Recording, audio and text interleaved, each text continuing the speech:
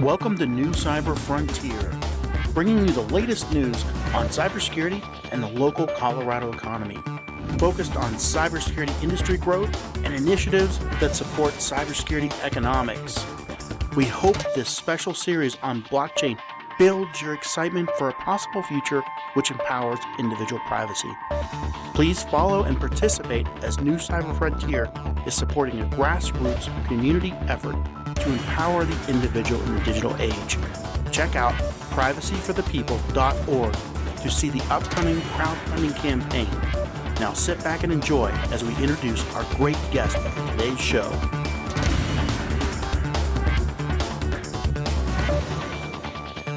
Welcome to today's episode of New Cyber Frontier. On today with me, we have Ben Johnson, the CTO and co-founder of Obsidian. And also in the past, he's a multi-entrepreneurial startup person.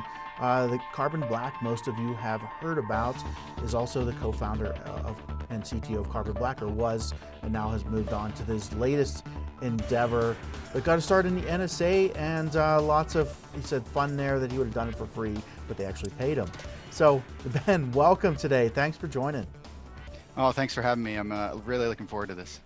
Yeah, I definitely like to hear from people who have been through the process of being an entrepreneur, and not only once but twice, because we always like to know, one, that's an exciting life. We see it, we watch it on TV shows, even if we're not involved with it, and we want to know, what is it actually like, and how do you make it successful? And I think you can tell us both of those, at least a little bit from your experience. But give us your background. How did you get?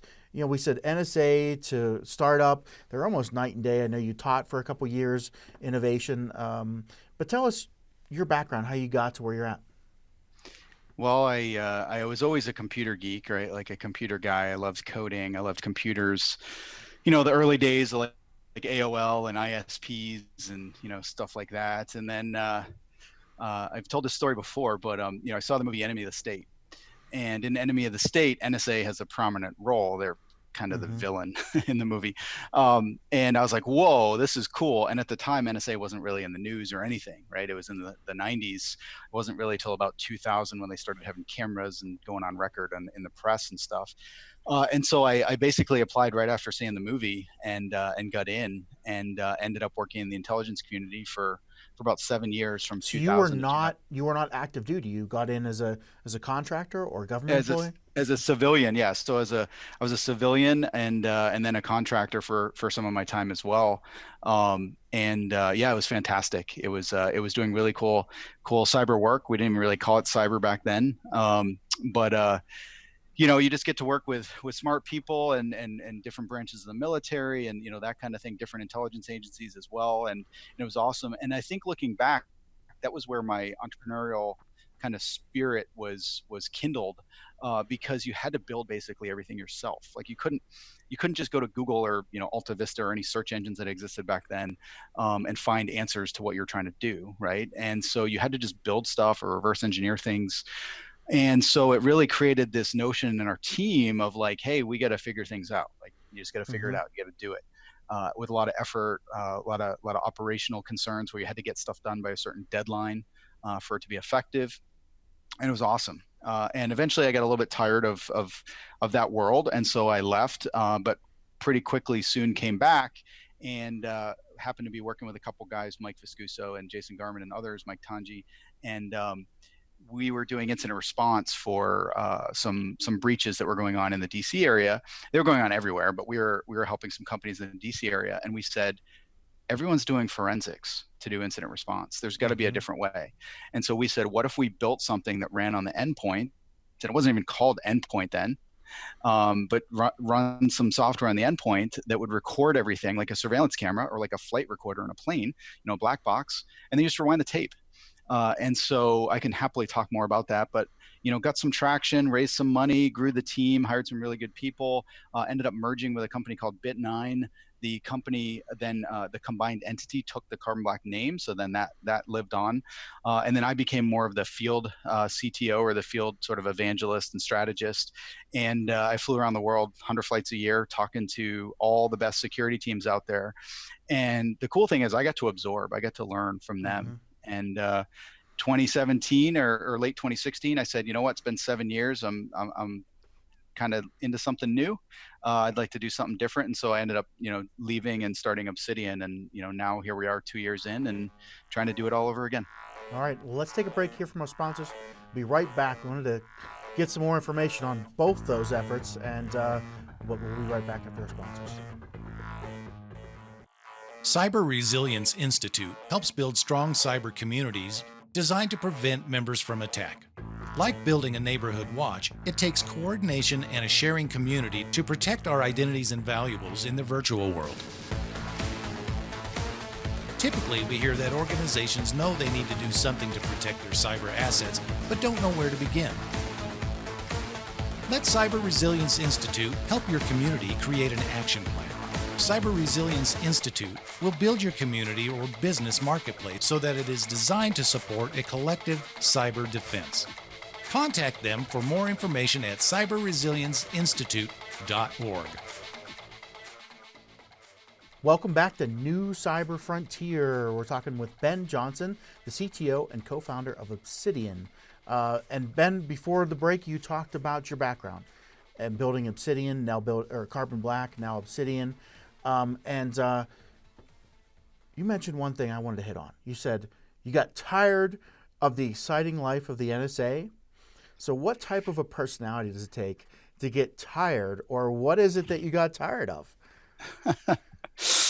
I mean, you have like polygraphs, and you're always dealing with the the sort of cyber, or the bureaucracy, red tape of gotcha. clearances, and but it was awesome. Like, I mean, don't get me wrong, I love that whole world.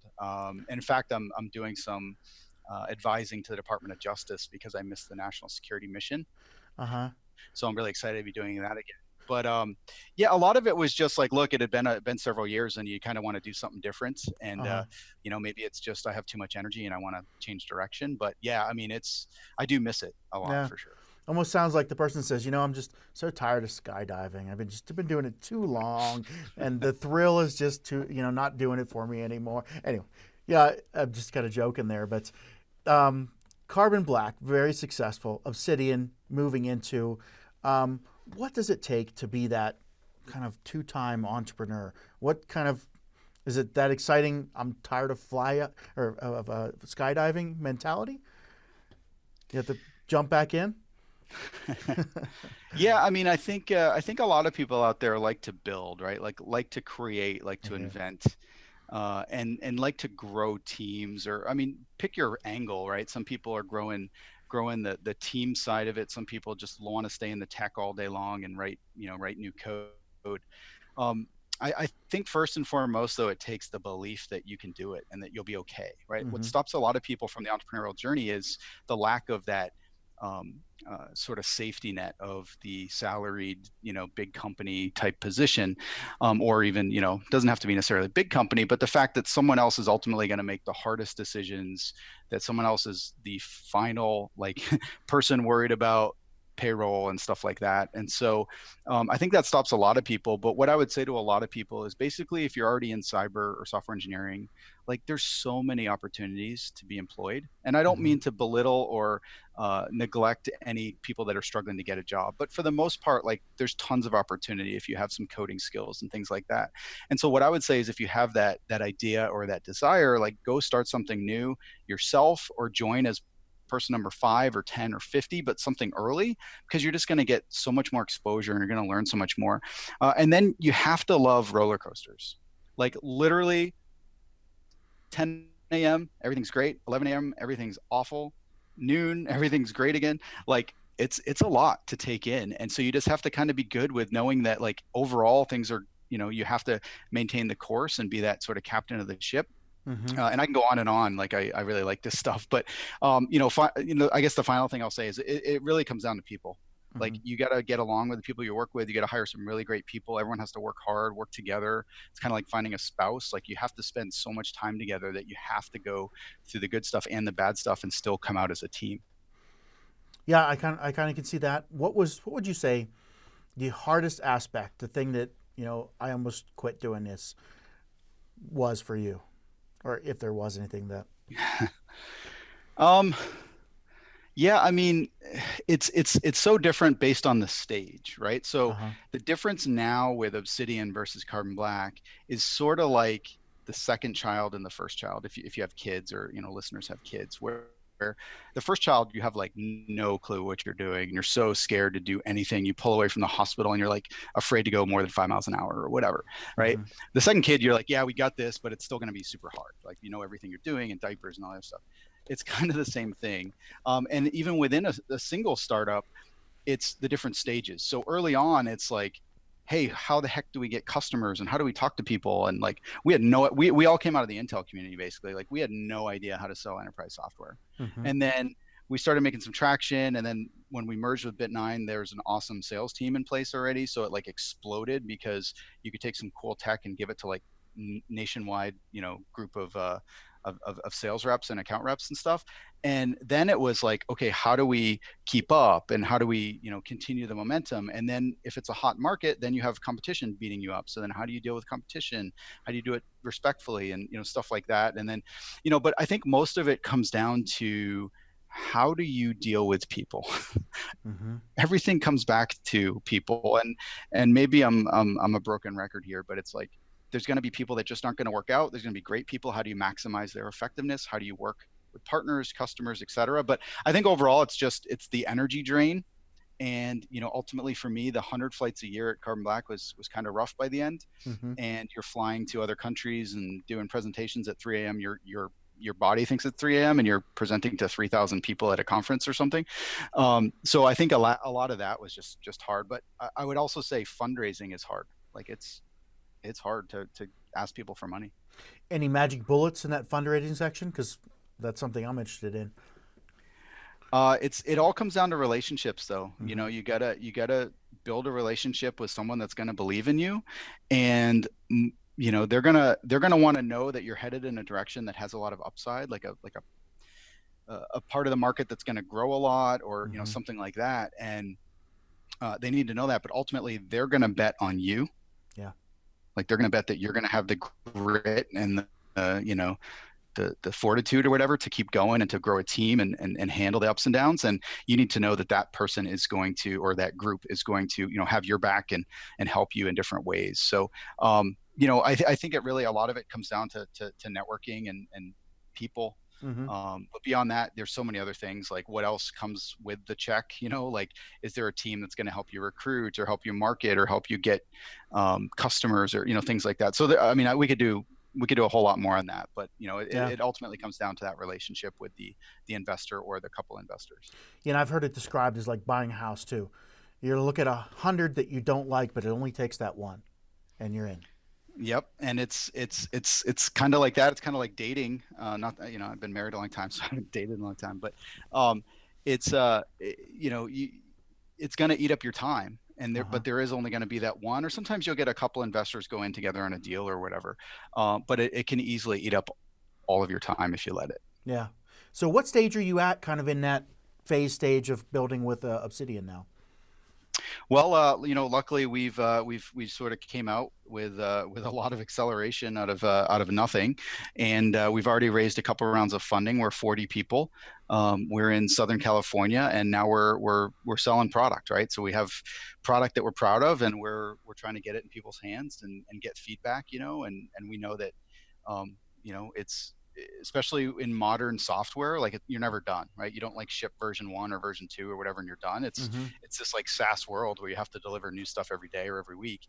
So so a lot of it's also setting up the internal processes and teams and culture to do continuous delivery and continuous innovation. So that's a big part of what we do. But ultimately we're out there trying to get customers to solve some problems using our stuff, and give feedback and continue to hire good people.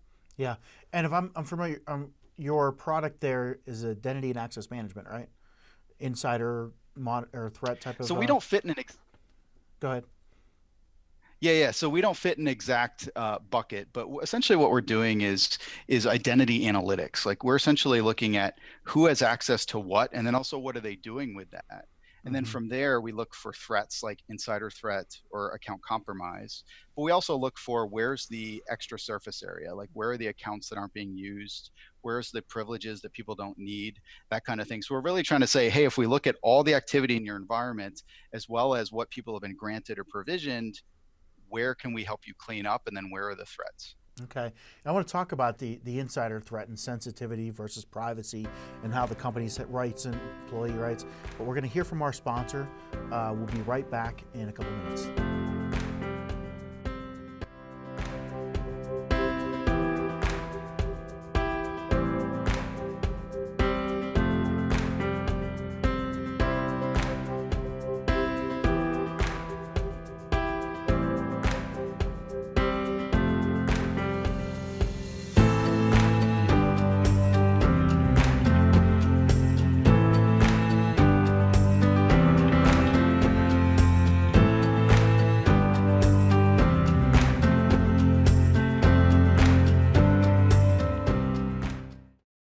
Murray Security Services are your cybersecurity experts with decades of experience providing professional training services for our clients in various industries.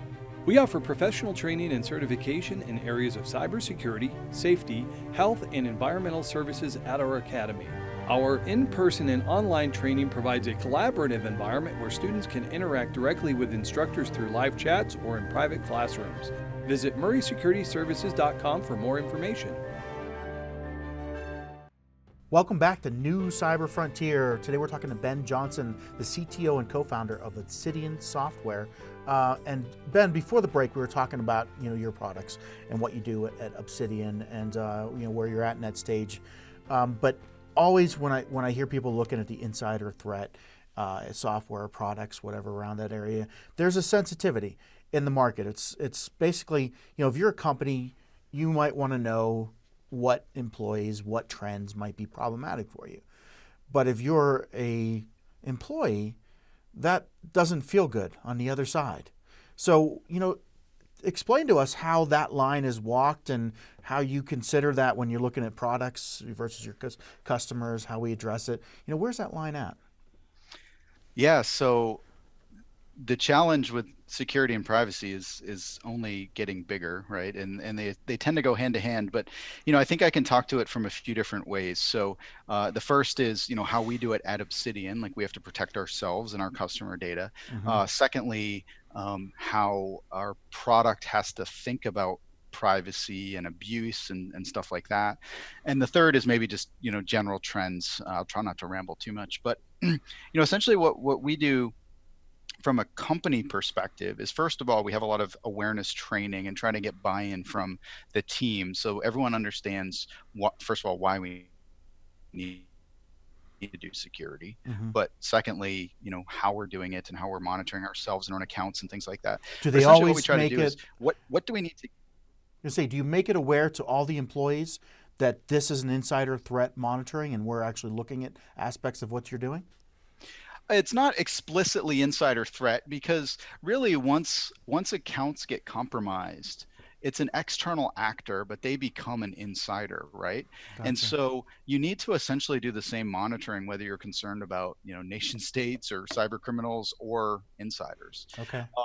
So we essentially try to record as much as we can, but keep it more at the metadata level. So might see what kinds of files or what file names you're accessing, or maybe URLs in the domain level you're accessing or something like that, but not actually see like the full URL, or not see your keystrokes, never see your screen or take screenshots or things like that.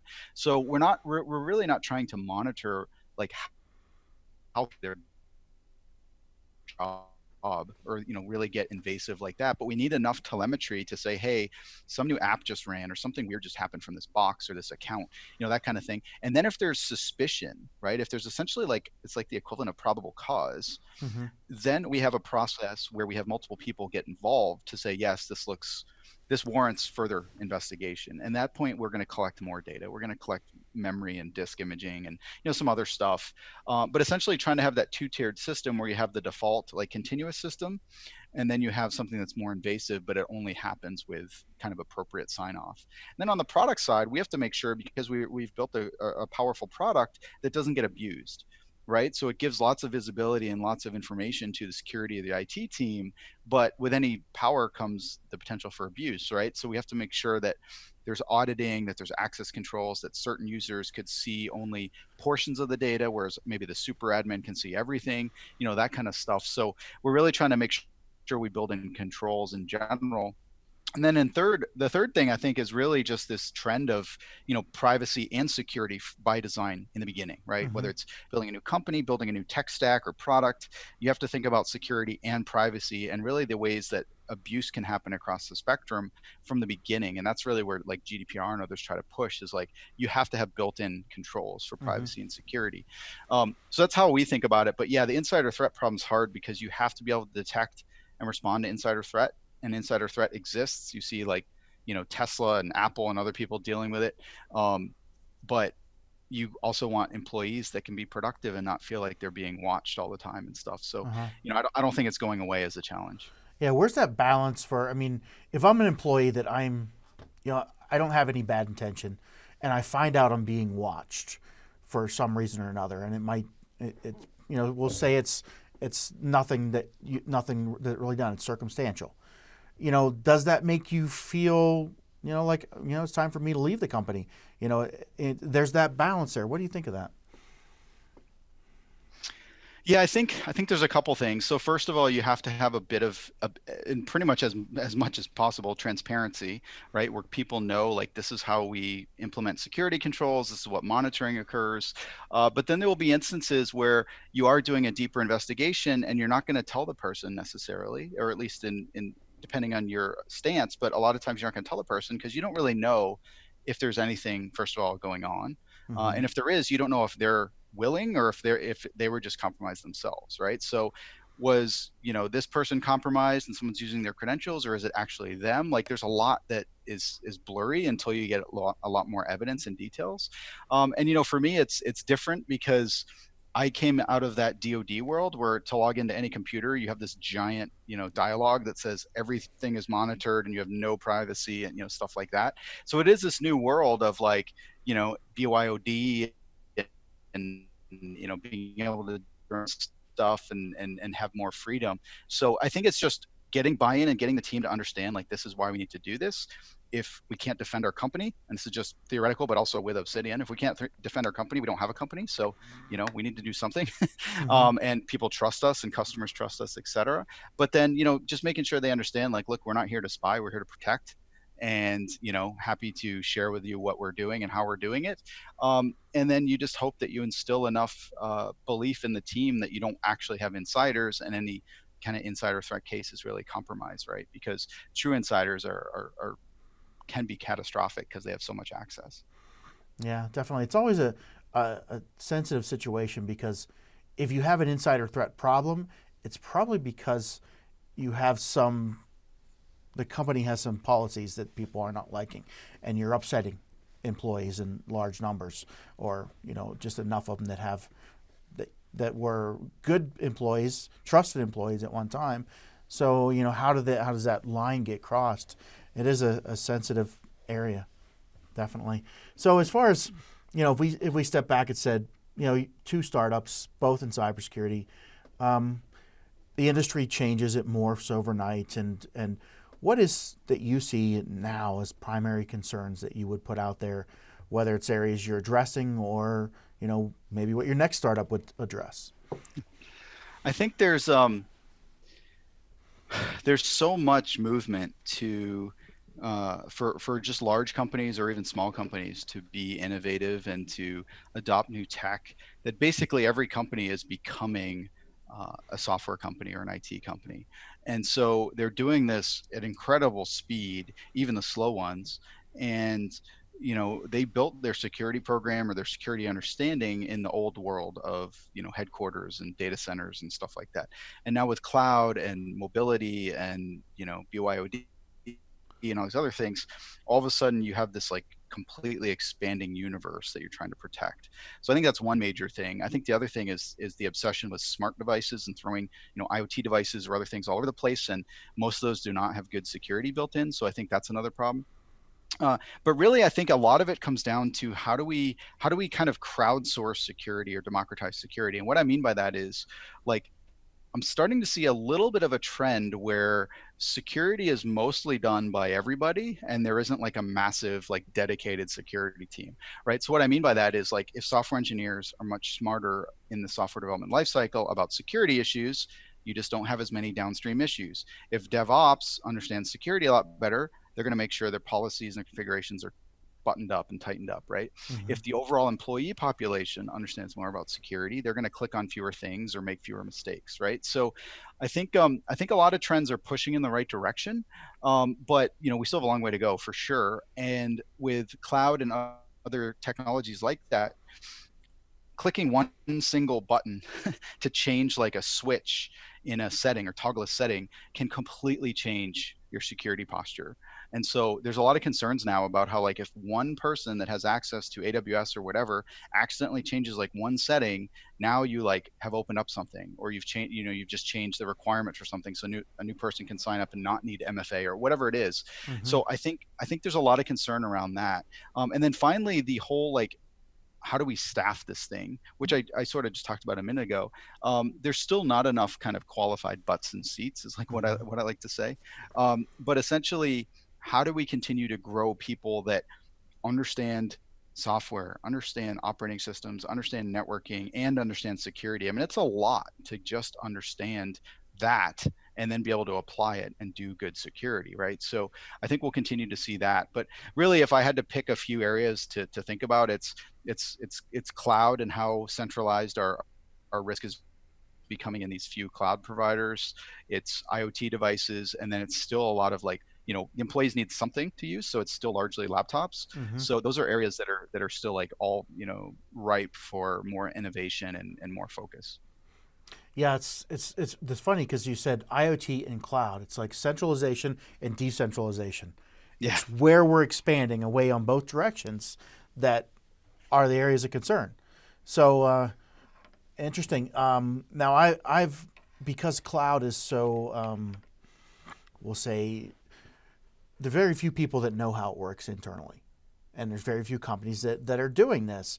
The possibility and risk that a compromise, I think, is key. I mean, my thought process is, as cloud matures and it becomes competitive, I think we're kind of reaching that point where now there's a couple small players, there's the three big players, but it's almost become competitive, and you're going to have now people starting to examine that security in there that might not have been thought about too highly. What's your thoughts on that?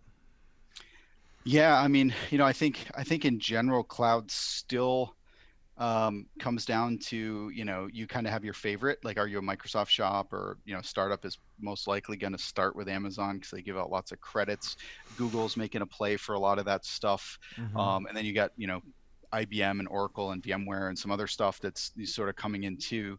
And then security is starting to be something that everyone's concerned with, right? So I think it's okay, what can I save in compliance costs, audit costs, vulnerability management costs, just overall sort of operational security costs, if someone produces like a more hardened, Linux VM or some stuff like that, right? So I do think you're going to see some differentiation from a security perspective, and it's sort of like, hey, we're going to not only give you your IT out of the box, we're going to have it secured Mm-hmm. out of the box. So I don't think we're there yet, Mm-hmm. but I do think that's going to start to happen more. And you are starting to see those players offer more security, right? Like tools and centralization services and stuff like that. So yeah, I think it's coming there. But the problem we saw when we started talking to all these companies with the Obsidian journey is so many companies, and it's starting to be better, but so many companies think that they're not responsible for security in the cloud, right? And AWS and Azure and Google and everyone will say, look, we're responsible for security of the cloud. We're going to make sure the underlying infrastructure is good, but you're still responsible for giving the right people access and making sure it's not being abused, and making sure the right people have access to the email and stuff like that. And that gets lost on a lot of people. They think, oh, we moved to Office 365 or AWS or whatever, and so we're good. Like they're going to handle security. It's like, no, they're not an MSSP. Like you're still responsible. So I think we still need some awareness there. Interesting, definitely. So that's where your next startup's going to be? Don't want to put you on the spot. No, I think I got a while on this one still. Got a while. Gotcha. So anything in kind of wrapping up here, anything you'd like to get out that you need for either Obsidian or current company engagements, what customers you have products for, how they would reach in, how they would get involved? Yeah, so we're obsidiansecurity.com. I'm Ben at obsidiansecurity.com. You can find us on LinkedIn and Twitter as well. Twitter, we're at ObsidianSec. That's Obsidian SEC. Yeah, I mean, we're looking for good engagements with companies that have adopted some, maybe SaaS products or cloud, and don't have good monitoring, don't have good threat detection, stuff like that. So would love to chat with you, just have like a nice, good conversation, talk about problem space and how we're thinking about it, how we're doing it, give you a demo of what we've built.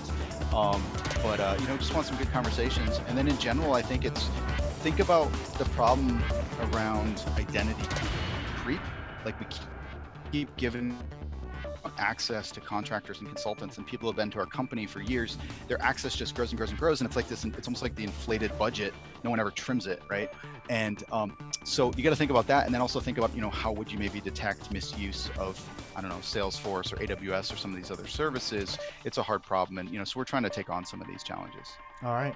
Well, you heard it here. Ben Johnson from Obsidian. Thanks for joining today, Ben, and you have a great day. Thank you. My pleasure.